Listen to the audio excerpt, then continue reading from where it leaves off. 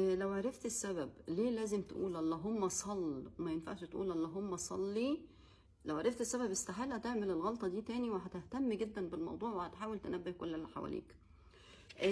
لازم تكتب فوق زي فوق، لازم تكتب زي فوق اللهم صل، وما ينفعش تكتبها تحت زي تحت اللهم صلي. ليه؟ لأن اللهم صلي دي صيغة المؤنث. لما تيجي دي سبحان ربك رب العزة عما يصفون، انت كده بتكلم ربنا سبحانه وتعالى على بصيغة المؤنث، لأن صلي دي للمؤنث.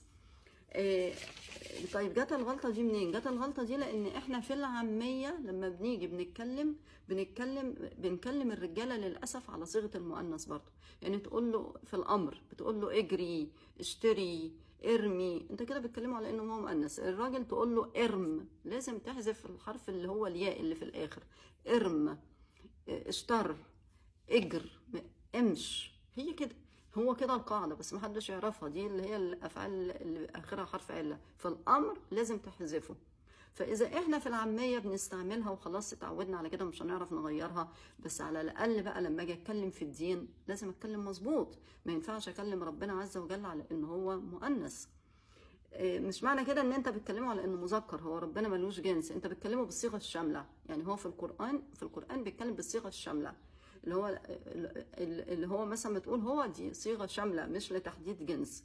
لان انت لو معروف ان لو في 100 بنت قاعدين وولد واحد بتتكلم بالصيغه الشامله. لما بتقول هو بيبقى او انتوا بيبقى قصدك شمول دول ودول. فاذا احنا ما ينفعش ان انا خلاص عرفت واسكت، ولكن لازم اهتم ان احنا طول النهار بنكتب رسائل لبعض. لازم نتعود ان احنا في اخر رساله بتسيبها على النت، بتسيبها في التيك توك، بتسيبها في ايه، اكتب اللهم صل. اللهم لو تقوم العين تاخد، اكتب لصاحبك خلي بالك اللهم في كل رساله، في كل، لان انتشرت 70% مننا تقريبا بيكتبها غلط. فلازم مجهود علشان نقدر بقى نقضي على الخطأ ده بإذن الله.